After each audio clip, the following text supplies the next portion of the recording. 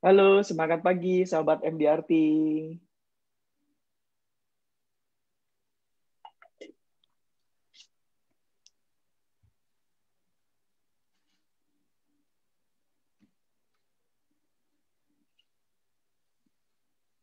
Halo, Kennedy. Halo.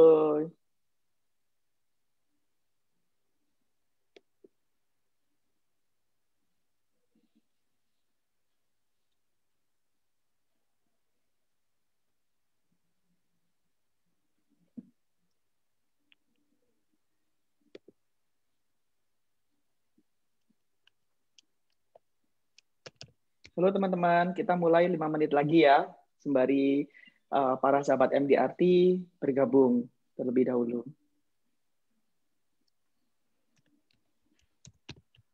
Oke, kita langsung aja ya, karena waktunya memang sangat terbatas. Semangat pagi, sahabat MDRT.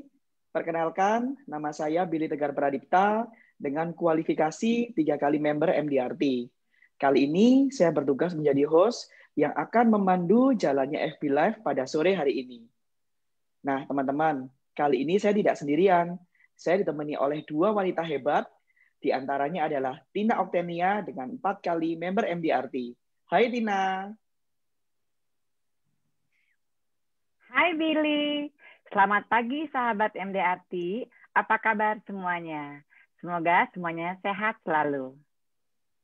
Ya, thank you Tina. Dan kita sambut lagi host speaker kita yang satu ini yang tidak kalah hebat, yaitu Honiati dengan 7 kali member MDRT. Hai Huni. Hai Billy, hai sahabat MDRT, selamat pagi. Semoga kita semua sehat selalu ya. Ya, semoga kita semua sehat selalu ya para sahabat MDRT. Ini adalah kali pertama nih kita jumpa kembali ya di acara FB Live di tahun 2021 yang penuh dengan semangat ini. Nah, pada topik kali ini kita akan membahas mengenai bagaimana sih caranya untuk konsisten meraih MDRT setiap tahunnya. Nah, untuk Sarah dan Huni. Nah, kira-kira nih udah berapa lama sih di industri asuransi nih untuk Sarah? Aku sudah 10 tahun di asuransi, mulai bergabung itu di tahun 2010. Wow, udah lama sekali ya. Udah 10 tahun nih di industri asuransi. Nah, untuk Huni sendiri kira-kira udah berapa lama nih di industri asuransi? Nah, Bill, nggak terasa loh Bill, saya gabung itu tepatnya 24 Februari 2005. Jadi tahun ini adalah tahun ke-16 saya, dan tahun depan saya merayakan Sweet 17-nya, Bill. Wow, luar biasa ya. Ini udah yang satu 10 tahun, yang satu 16 tahun di industri asuransi. Wah, benar-benar udah kawakan sekali ya untuk menjadi seorang agent ya.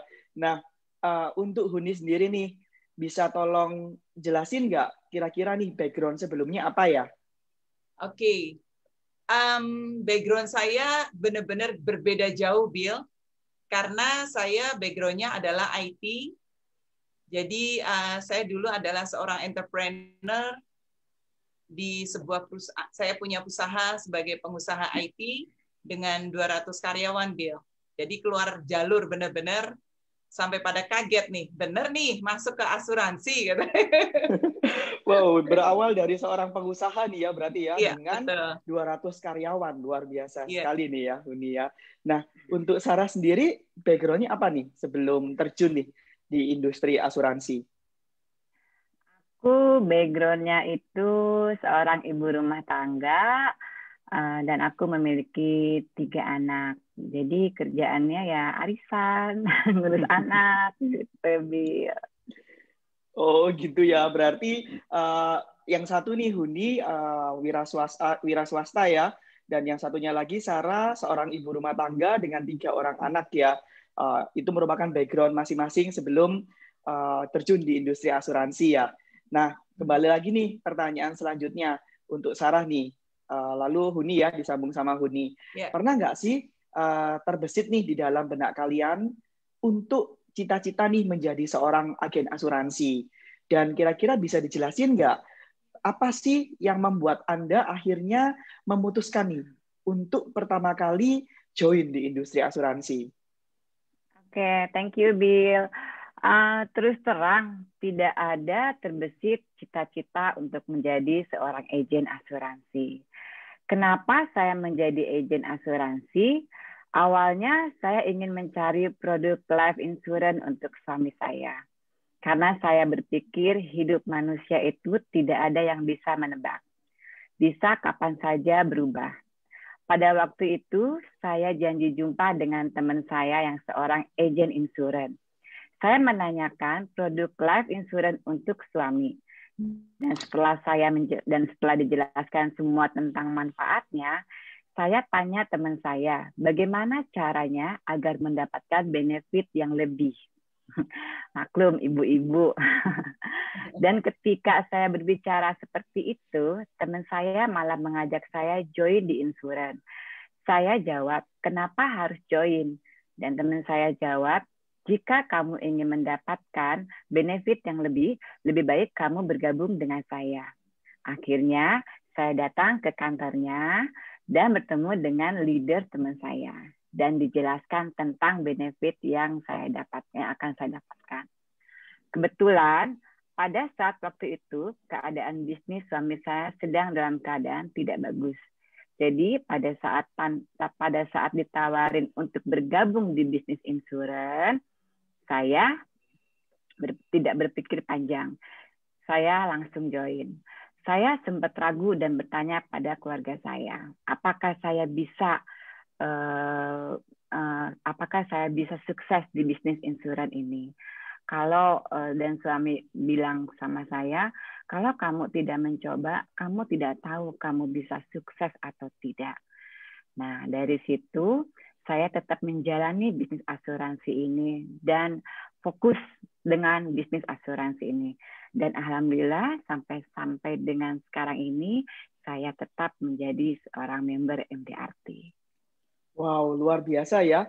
Berawal dari ingin membelikan sebuah life insurance ya untuk suami, melihat bahwa memang produk asuransi ini memang luar biasa. Akhirnya Tina memutuskan ya untuk menjadi seorang agen ya, dan tidak terasa memang udah 10 tahun nih ya, lama sekali ya, tiba-tiba udah 10 tahun aja gitu ya, dan udah member terus. Nah, bagaimana dengan Huni? Pernah nggak sih bercita-cita nih untuk menjadi seorang agen? Karena kan kalau ditanya dulu anak-anak cita-citanya mau apa? Mau jadi dokter atau mau jadi polisi gitu kan? Nah, untuk Huni sendiri gimana nih? Nah, itu Bill. Bill, yang salah satu disebut itu benar, Bill. Dulu cita-cita saya itu mau jadi dokter. Tapi karena satu dan lain hal, saya nggak diizinkan kuliah di Jogja. Akhirnya saya bilang, ya udah saya nggak mau jadi dokter. Karena saya mau kuliah kedokteran tuh di Jogja waktu itu. Karena nggak diizinkan di Jogja. Akhirnya saya ke Jakarta. Nah, saya masuk ke IT. Nah, jadi kalau dibilang ada cita-cita, nggak pernah ada, Bill. Dan terus terang aja, saya nggak suka asuransi. Wow. Tapi keadaan yang membuat saya jadi berubah. Waktu itu, kenapa saya nggak suka? Karena waktu saya di perusahaan saya, waktu itu kan di kantornya di Menara Tamrin. Jadi saya dikejar-kejar sama agennya terus. Itu membuat saya nggak suka. Jadi saya benar-benar akhirnya karena satu musibah yang menimpa di keluarga saya, kakak ipar saya waktu itu kena stroke. Itu awal mulanya, Bill. Waktu kakak ipar saya kena stroke, cici saya terpaksa harus ambil fungsi kepala keluarga dengan 2 anak yang masih kecil-kecil, jadi dia kerja sama adik saya. Di situ saya udah mulai melihat bahwa betapa yang namanya risiko itu kita nggak pernah tahu datangnya kapan, dan kalau tidak ada persiapan, sungguh menyakitkan. Terus kejadian kedua, saya punya teman baik di Semarang.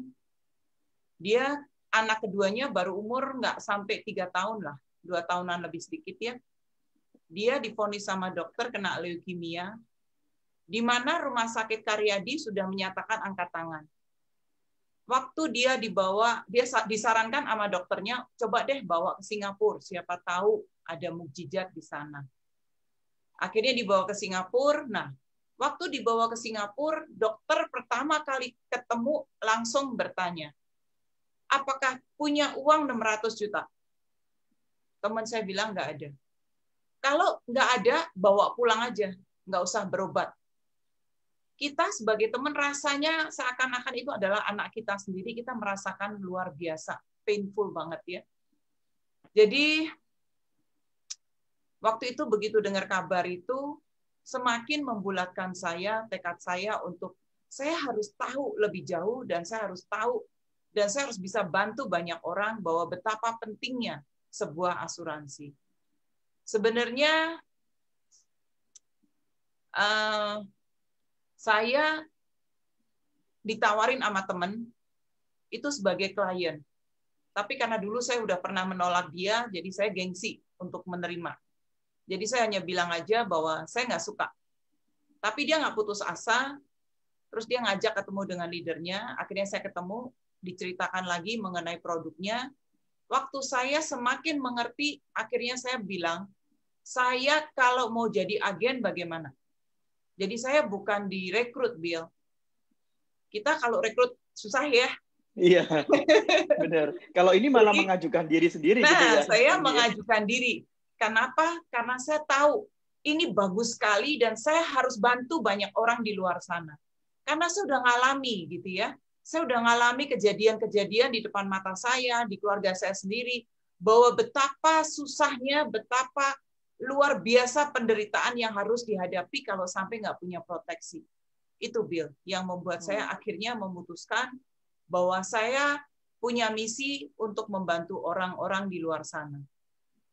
Luar biasa ya, berawal dari skeptis ya mengenai apa itu asuransi, ditawarin asuransi nggak mau ya kan, tiba-tiba terjadi sebuah cerita ya, akhirnya karena saudara kena stroke dan Cici harus melanjutkan take over semuanya ya, karena tidak bekerja, kepala rumah tangga, ditambah lagi dengan ternyata anak seorang teman sakit di rumah sakit dan dokter mengatakan bahwa kalau punya uang 600 juta enggak, kalau enggak punya disuruh pulang. Itu kira-kira berapa tahun yang lalu? Itu kira-kira 2005, Bill. 2005 awal. Jadi 2005 sebelum saya gabung. Ya. 600 juta ya, 2005 itu gede banget loh. Gede sekali, betul. Iya kan, gede sekali ya. Apalagi saat ini aja masih terasa besar gitu kan. Betul. Ya, luar biasa sekali ya. Mungkin dengan true story itu akhirnya menyebabkan Huni ingin dan melanjutkan untuk profesi ini menjadi profesi yang tetap ya. Gitu. Oke, selanjutnya bisa tolong dijelasin nggak mengenai suka duka untuk menjadi seorang agen asuransi nih?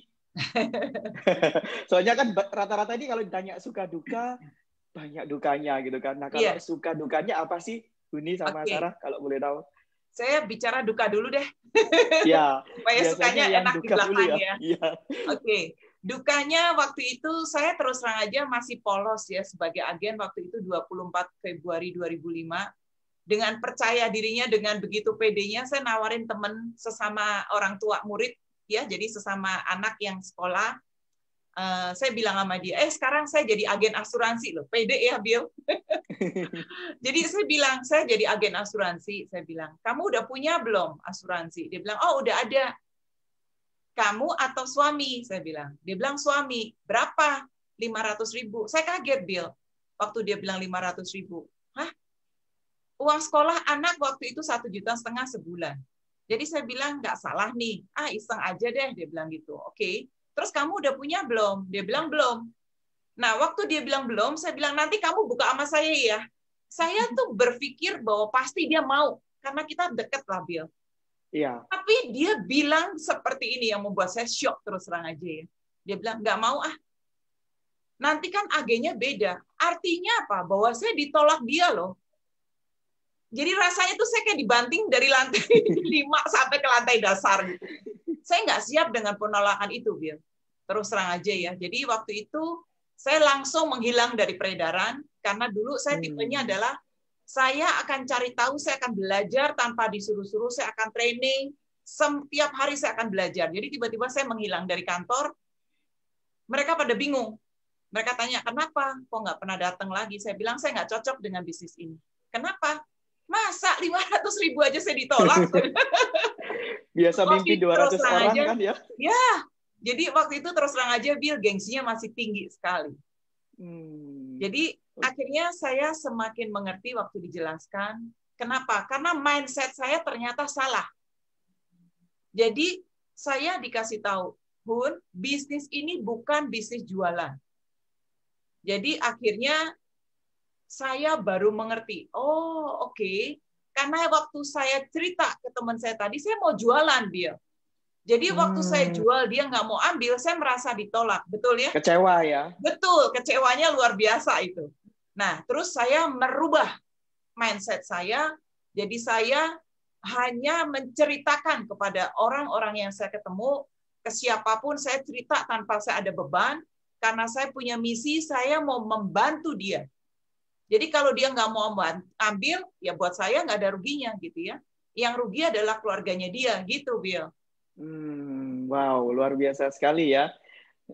Kalau untuk sukanya nih? Nah, udah duka-dukanya kan ini kan? Betul.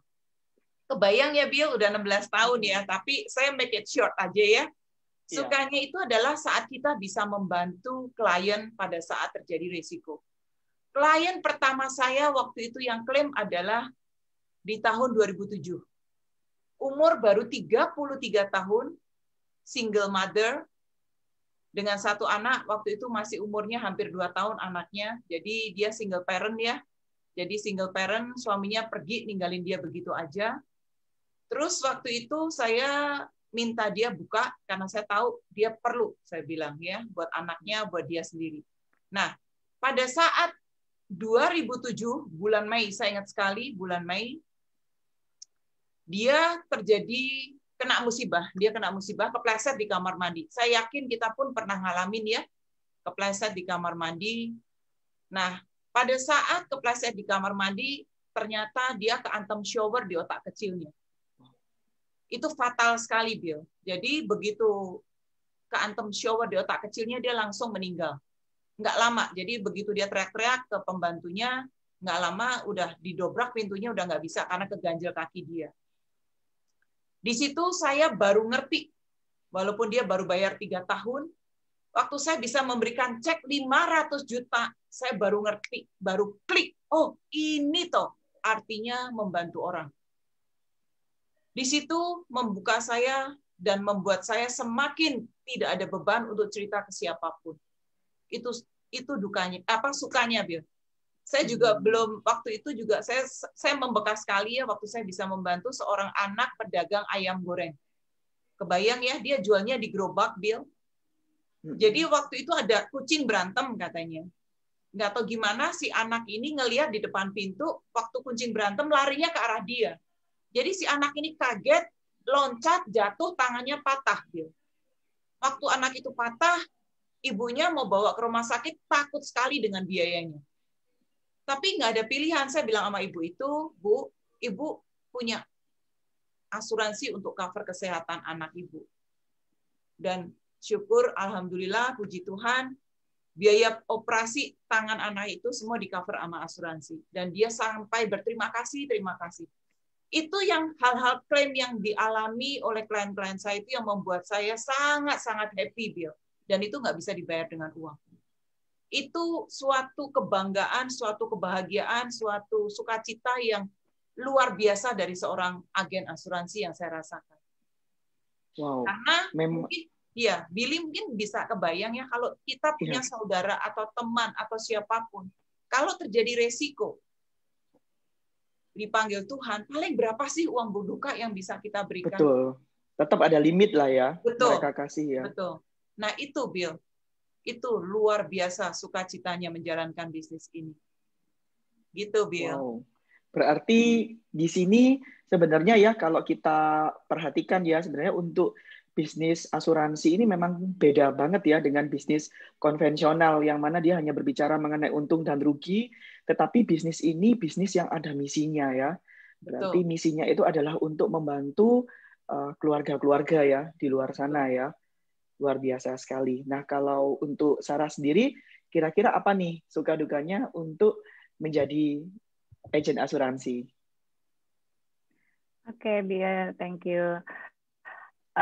Sukanya di bisnis asuransi ini, saya bisa nambah teman, wawasan, dan networking untuk masa depan saya. Dukanya, ya pertama gabung di insurance, banyak teman sih yang rada menjauh gitu kan. Karena mungkin takut saya prospek. Cuman tetap balik lagi dengan semangat dan never give up. Semua tetap dijalankan dengan ikhlas. Karena saya yakin suatu saat mereka akan mencari saya untuk membeli asuransi dirinya dan keluarganya. Kalau ditolak klien, rasa sedih sih ada ya. Tetapi jangan lama-lama. Karena saya percaya rencana Tuhan lebih indah dari rencana kita. Tetap tersenyum dan tetap berusaha. Wow, luar biasa sekali ya.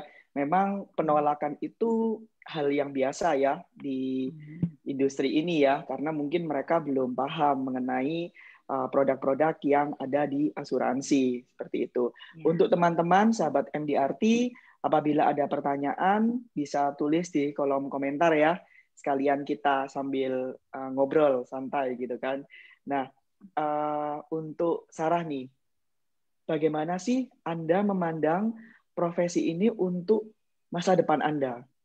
Dan kira-kira nih, seberapa yakin Sarah dengan profesi ini? Oke. Bisnis asuransi ini sangat merubah hidup saya. Banyak sekali perubahan dalam hidup saya. Saya bisa membantu keluarga saya, dan saya bisa mengajak teman-teman untuk sukses bersama di bisnis insurance ini. Saya sangat mencintai pekerjaan ini, Bill.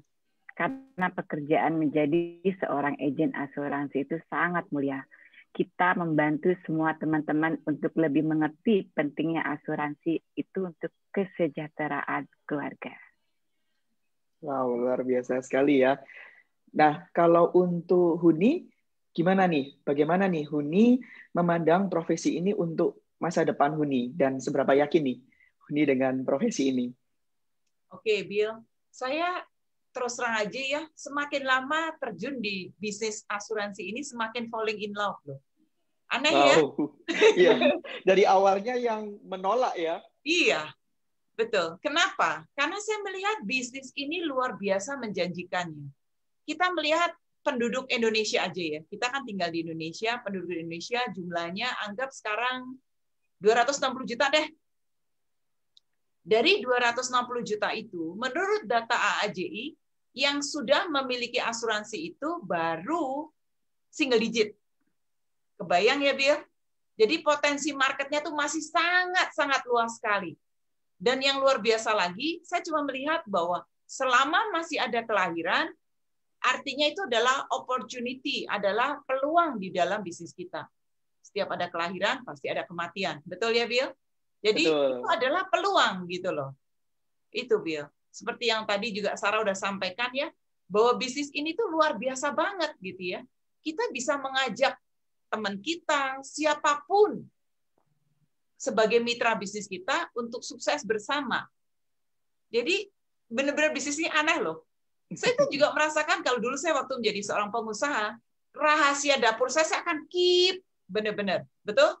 Tapi dengan menjalankan bisnis Prudential, saya suka cita aja berbagi nggak ada beban gitu loh. Jadi maka moto saya adalah the more you give, the more you get. Kenapa? Ya karena saya demen aja gitu ya. Karena saya merasakan dengan saya memberi, saya pasti kasarnya ya Tuhan akan balaslah dengan cara yang bagaimana gitu, Bill. Asik deh pokoknya bisnis ini, Bill. Potensinya masih banyak sekali ya. Betul. Luar biasa. Luar biasa ya. Ya. Nah, kalau Huni sendiri kan udah 16 tahun nih di industri asuransi. Bisa diceritain nggak bagaimana sih cara awal untuk mencapai MDRT di tahun pertama? Nah, terus kira-kira apa nih yang menyebabkan akhirnya, oke, saya mau capai MDRT nih tiap tahun? Oke. Gitu. Saya join 2005 ya, Bill, tadi udah saya sampaikan. Tapi saya baru mengenal MDRT itu di tahun 2012. setelah 7 tahun loh, Bill, baru saya mengenal Setelah MDRT. 7 tahun ya. Ya, jadi setelah 7 tahun saya baru mengenal, dan begitu saya tahu, saya bilang, saya harus menjadi member MDRT. Kenapa? Karena ternyata MDRT itu adalah ajang pengakuan dunia loh. Dan itu membuat saya sangat-sangat surprise. Seorang agen asuransi aja ada ajang pengakuannya seluruh dunia. Sedangkan profesi lain belum tentu ada loh. Betul ya? Nah, Betul. dari situ saya bilang kepada diri saya sendiri bahwa saya harus menjadi seorang MDRT. Dan goal saya adalah saya harus menjadi lifetime member. Artinya saya harus mencapai 10 kali. Minimal. Itu adalah impian saya. Betul. Karena saya mau menjadi seorang MDRT yang sudah qualified sebagai lifetime member. Gitu, Bill. Dan saya mau masuk ke dalam jajaran di mana seluruh dunia hanya 2% loh, Bill. Belum banyak ya? Iya, betul. Jadi ajang sangat bergengsi sekali gitu loh, suatu prestis buat saya. Wow, luar biasa sekali ya. Kalau untuk Sarah sendiri nih, kan Sarah udah 10 tahun nih di industri asuransi. Bisa diceritain nggak gimana sih cara capai MDRT pertamanya nih? Lalu apa nih yang akhirnya menyebabkan akhirnya oke, saya memutuskan untuk capai nih MDRT nih harus setiap tahun nih. Caranya pertama kali sih ketika saya menjadi agen MDRT itu di tahun 2016. Sebenarnya sih itu motivasi yang saya dapatkan dari teman-teman saya yang sudah MDRT. Awalnya saya nggak tahu tuh MDRT itu apa gitu kan. Ternyata pas saya dengar kanan kiri itu MDRT itu sangat bernilai gitu kan, dan membanggakan gitu kan. Pertama saya datang ke annual meeting di LA, itu saya sangat takjub, speechless. Ternyata banyak banget orang hebat di sana, banyak pembicara yang sangat hebat seluruh dunia. Di sanalah kita banyak ilmu yang kita dapat gitu kan.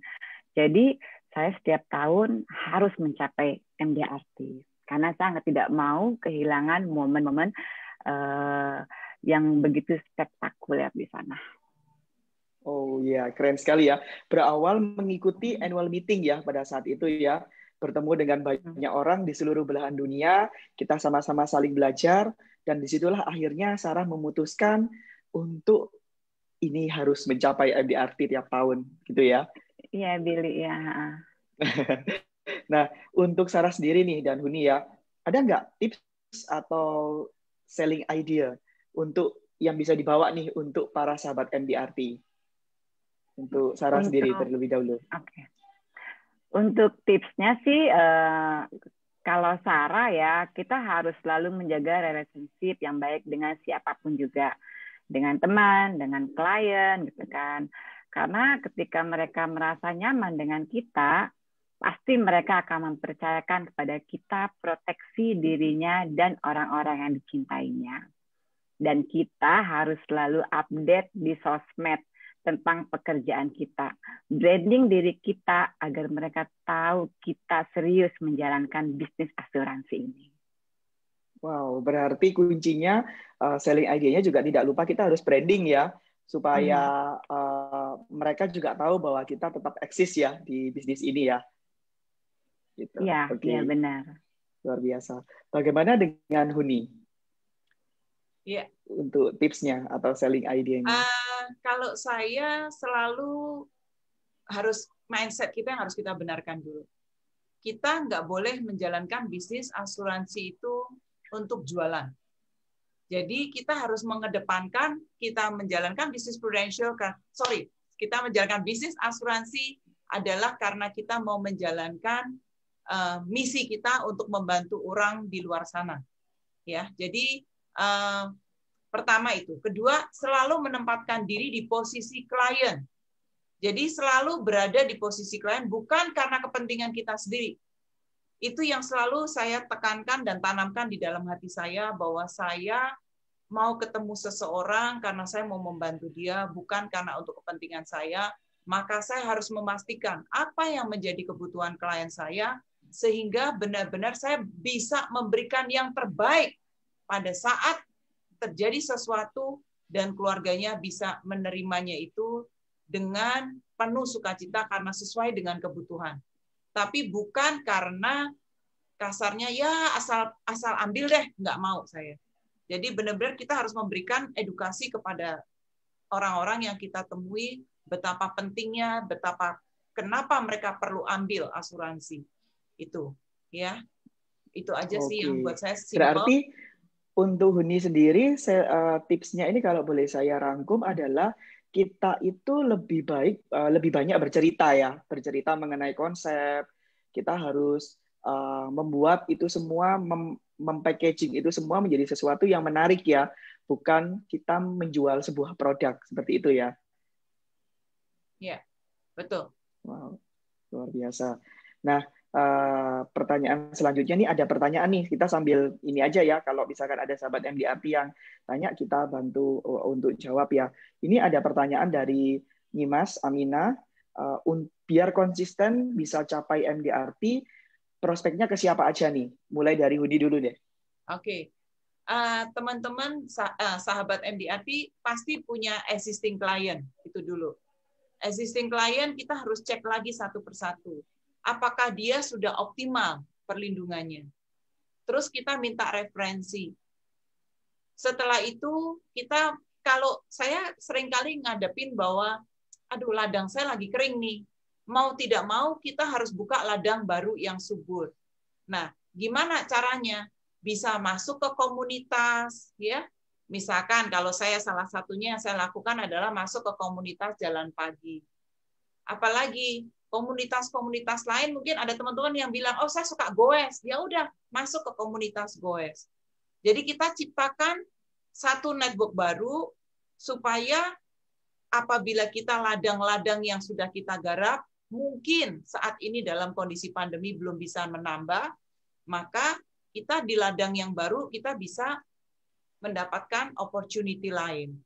Selain itu, ya kebenaran saya juga aktif di gereja. Ya, banyaklah komunitas yang saya coba masuk lagi ya. Selain tadi yang saya sudah bilang, existing client, kita minta referensi gitu ya. Terus kita evaluasi klien-klien kita itu apakah sudah mencukupi atau belum gitu, Bill. Wow, luar biasa Semoga ya. Menjawab. Berarti kita harus ikut ya. Berarti kita harus ikut-ikut bergabung di komunitas-komunitas juga ya, karena saya setuju banget sih dengan yang Huni bilang bahwa sebanyak apapun bank nama kita, kalau kita tidak create bank name baru pasti akan habis ya dengan sendirinya. Betul ya. Betul. Nah, kalau untuk Tina sendiri gimana nih? Untuk bagaimana caranya nih supaya bisa konsisten untuk capai MDRT? Prospeknya kemana aja? Nggak jauh beda ya sama Cihuni ya. Sama juga, Sarah juga tetap prospek kembali klien-klien yang sudah lama gitu kan. Apakah proteksi dia sudah cukup atau belum gitu kan. Kalau memang proteksi dia sudah cukup untuk kesehatan atau juga critical illness, ya Sarah akan tawarin produk yang dia belum punya, mungkin dana pensiun atau dana pendidikan gitu kan. Dan juga tetap juga sama kayak Cihuni, kita harus masuk ke komunitas yang kalau memang sudah habis marketnya, prospekannya, kita harus berbaur dengan teman yang baru gitu kan. Kita juga minta referensi dari teman. Jadi tetap kita tidak diam di tempat, kita cari teman baru dan prospek yang baru. Gitu aja. Wow, luar biasa ya. Tetap kuncinya adalah aktivitas, meminta referral juga ya, supaya kita tetap bisa mencapai MDRT ya setiap tahunnya ya. Nah, ini ada pertanyaan nih untuk Tina. Awal tahun ini apakah ada market khusus secara online prospecting? Market khusus secara online prospecting itu sebenarnya tetap sama, balik lagi ke klien yang lama gitu kan. Jadi Sarah kasih info atau update tentang produk yang terbaru dan mungkin bisa juga review ulang polisnya, apakah harus di-upgrade atau tidak gitu kan. Awalnya sih karena ini kan PSBB dan memang situasinya juga tidak memungkinkan untuk bertemu. Mungkin juga klien juga takut bertemu dengan saya gitu kan, karena kan kita seorang marketing atau sales gitu kan. Jadi dia lebih ada gap-nya aja.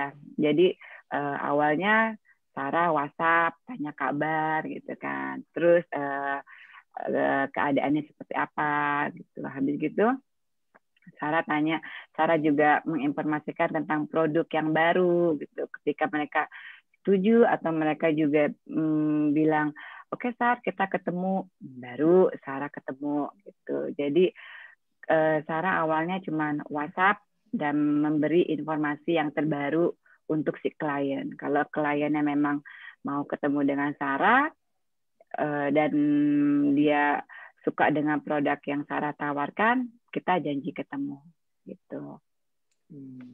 Jadi berawal dari tanya kabar ya, tanya kabar, lalu mungkin kita menginformasikan untuk review polis dan kita akan mengupdate mengenai produk-produk terbaru ya yang ada di company, seperti itu ya cara-caranya ya. Benar. Nah, luar biasa sekali. Untuk Huni nih, bagaimana sih sikap kita terhadap prospek yang pernah menolak kita? Ada nggak tips khusus nih untuk Huni? Oke. Kalau menolak ada, Bill. Menolak kalau ada ya, pasti. Ya, betul. Jadi kalau saya terus terang aja waktu itu ngalamin banget ya. Saya ditolak dan dia begitu arogannya ya, dia bilang, saya nggak butuh asuransi, Hun. Waktu dia bilang seperti itu, saya terus terang aja syok loh. Dia memang kaya, tapi saya dari apa yang dia katakan itu membuat saya dalam hati, oke, walaupun nggak mau ambil ya nggak apa-apa, saya tetap build relationship dengan baik. Jadi saya tetap keep in touch dengan suaminya, dengan istrinya. Yang ngomong tadi itu adalah istrinya. Nah, sampai suatu ketika, Bill, saya saking penasaran sekali setelah berapa tahun. Saya waktu itu dari dia menolak itu ada 4 tahunan loh.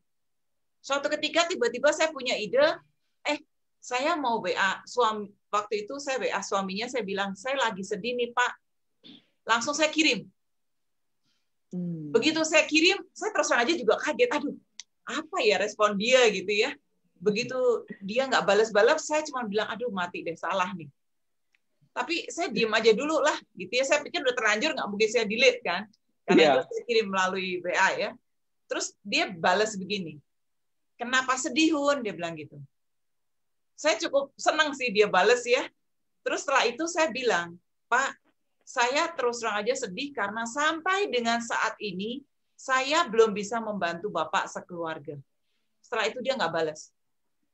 Waduh, saya merasa salah lagi nih, jangan-jangan gitu ya. Udah, saya belajar dari kesalahan ya. Iya. Nah, besoknya Bill, besoknya istrinya WA saya. Hun, tolong bikinin deh, kalau 5M tuh berapa sih? Saya terus terang aja kaget. Terus saya bilang, mau nggak ketemu dulu deh supaya saya bisa ceritain gitu. Oh, nggak usah. Kamu bikinin aja. Oke, saya bikinin. Setelah itu saya bilangin dia, oke, segini. Terus saya bilang, kalau mesti ketemu, karena kalau nggak ketemu saya nggak bisa jelasin gitu kan ya. Terus begitu ketemu, Bill, saya datangnya janji misalkan jam 11. Saya setengah 11 sudah ada. Sampai setengah 12 dia belum datang. Jadi teman-teman, sahabat MDRT, kita kalau janji temu, kita harus datangnya harus lebih awal. Lebih awal, jadi, betul, harus selalu lebih awal. Jangan sampai kita janji jam 11, datangnya jam 11 lebih. Selalu saya usahakan selalu lebih awal. Jadi begitu dia datang, dia sampai bilang, aduh sorry ya, saya telat nih, segala macam. Bikin klien itu merasa bersalah. Saya suka gitu. Jadi akhirnya, terus saya penasaran setelah ketemu bicara banyak gitu ya, saya tanya satu hal. Bu, boleh tahu kenapa kok Ibu nanya asuransi? Kenapa? Karena akhirnya ya. Nolak kan? Iya, benar. Nah, terus dia bilang, nggak tahu nih semalam nih si Bapak nih bisa nanya, kita tuh udah punya asuransi belum sih? Jadi waktu dia nanya gitu, saya bilang, ya ada sih Pak, katanya, 1. Dia bilang gitu. Kok cuma 1? Dia bilang gitu. Papa mau katanya. Mau lah, jangan cuma 1. Oh yaudah deh. Dia bisa ingat huni loh. Artinya apa? Walaupun kita ditolak, Tapi karena kita tetap build relationship, keep relationship terus dengan mereka, mereka pada saat butuh mereka akan ingat kita. Nah, begitu saya tahu dalam hati saya, oh ternyata kita juga harus tahu siapa yang punya power.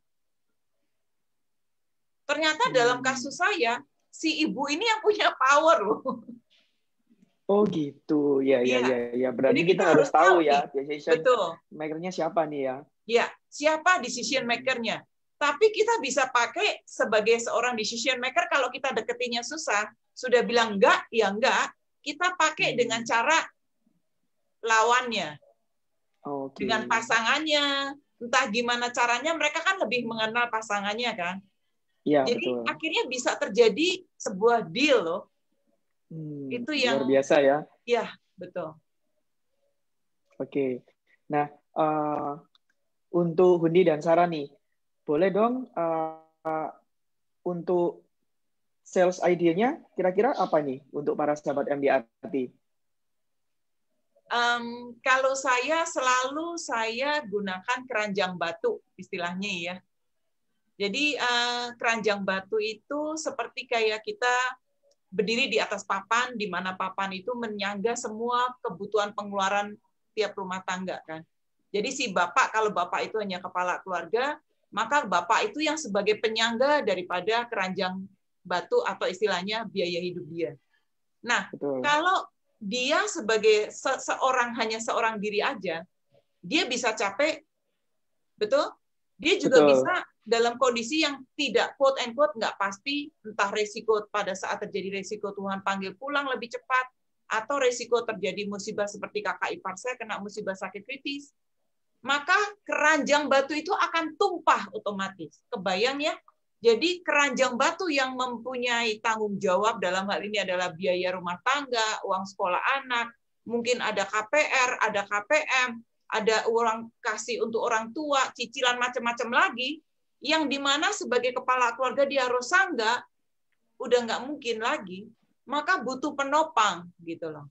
Nah itu analogi yang menurut saya paling gampang. Jadi pada saat kita cerita kepada calon-calon klien, saya selalu gambarkan sebuah, karena kondisi di sini susah ya gambarinya ya Bill, tapi moga-moga analogi saya bisa diterima dengan baik, bahwa dengan kita menjelaskan kepada mereka, maka mereka ada bayangan, iya ya, kalau saya capek, tangan saya udah nggak mungkin menyangga terus, maka butuh tiang-tiang penyangga. Tiang-tiang penyangga dari mana?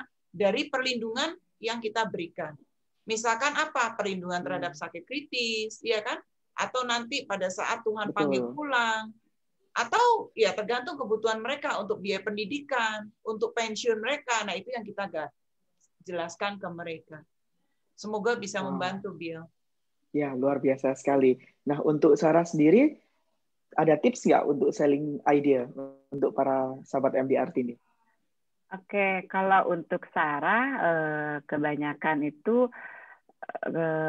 untuk teman-teman Sarah ya, seusia Sarah ini kan mereka kebanyakan sudah mempunyai asuransi gitu kan, untuk kesehatan dan untuk life insurance gitu kan.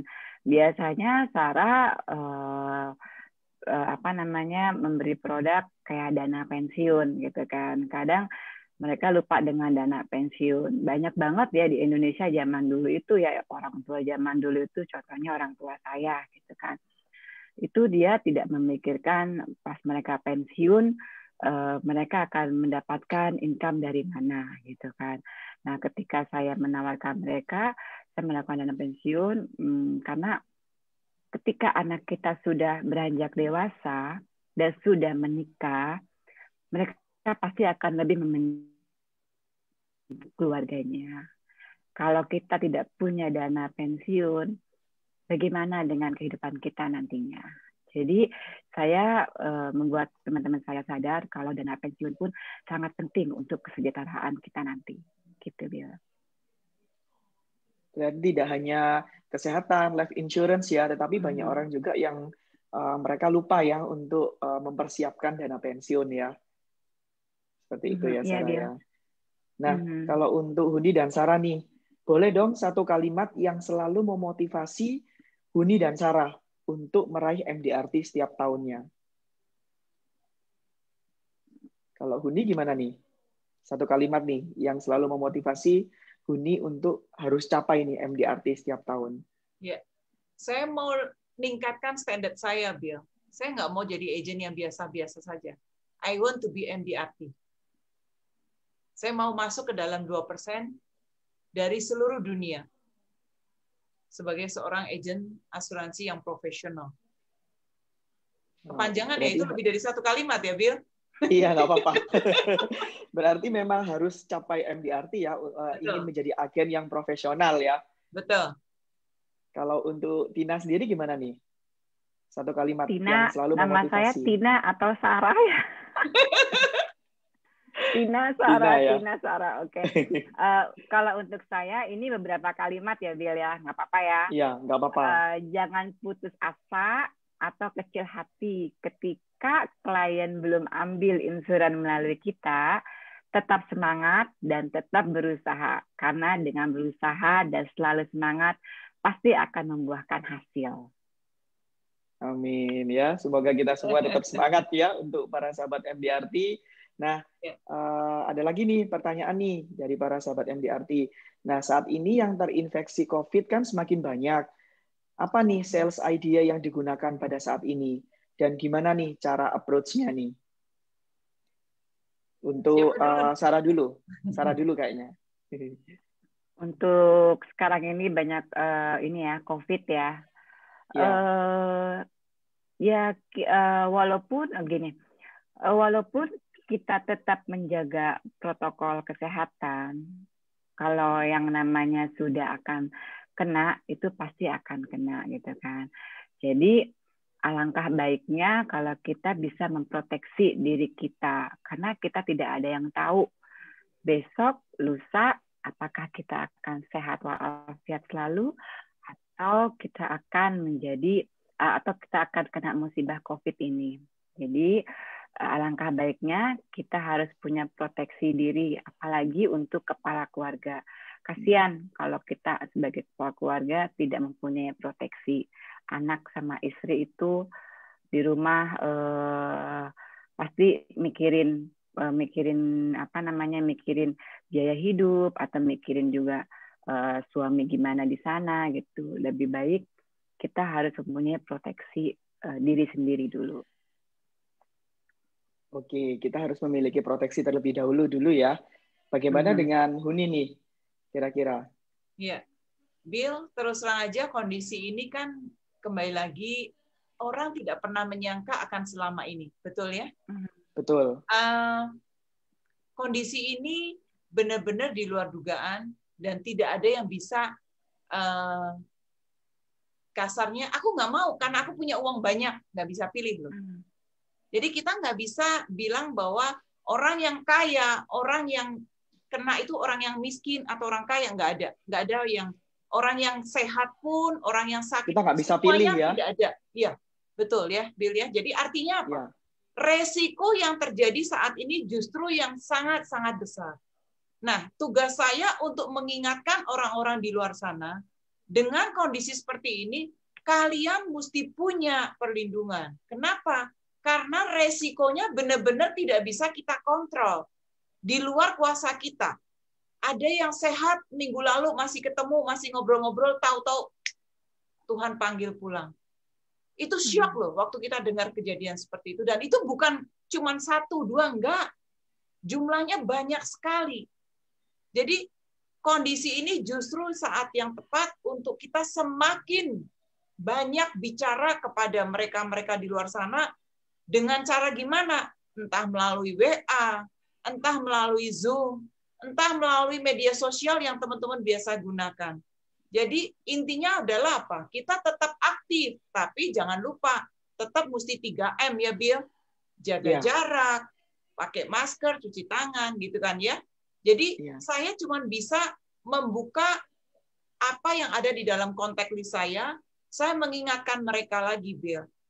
Kalian belum punya ataukah sudah ada? Kalau sudah ada, ayo, apa yang sudah dimiliki, apa yang kurang. Dengan kondisi sekarang ini, saya cukup surprise loh, biaya untuk masuk rumah sakit kena COVID kalau tidak dijamin oleh pemerintah, itu bisa sampai ratusan juta, betul Iya, Bill? mahal banget ya. Iya, Mahal luar biasa sekali memang. gitu loh. Iya, benar. Benar ya Sarah. Jadi itu yang Iya, membuat benar. kita yang harus mengingatkan kepada semua orang yang terutama kita kenal maupun yang tidak kita kenal, gitu Bill. Betul, betul. Luar biasa sih. Karena memang COVID ini tidak memandang usia, tidak memandang gender ya. Ya, Semua bisa kena ya betul. untuk COVID-19 ini ya. Oke, nah mengingat bahwa keterbatasan acara, sahabat MDRT, sekian acara FB Live pada sore hari ini. Semoga sahabat MDRT mendapatkan banyak aha, sales idea, serta terinspirasi nih dari narasumber kita di sore hari ini. Kami, keluarga besar Komite MDRT Indonesia, juga mengucapkan turut berbelasungkawa dan prihatin yang terdalam-dalamnya atas beberapa bencana yang terjadi akhir-akhir ini di negara kita yang tercinta. Mohon maaf apabila ada salah kata dan ada pertanyaan yang belum terjawab. Jangan lupa follow sosial MDRT Indonesia melalui platform Facebook MDRT Indonesia Official Account, Instagram MDRT Indonesia, dan juga YouTube MDRT Indonesia. Please subscribe, like, comment, and share untuk mendapatkan berita-berita terupdate dari kami. Jangan lupa saksikan FB Live MDRT Indonesia pada kesempatan-kesempatan berikutnya. Akhir kata, kami mengucapkan terima kasih dan salam MDRT.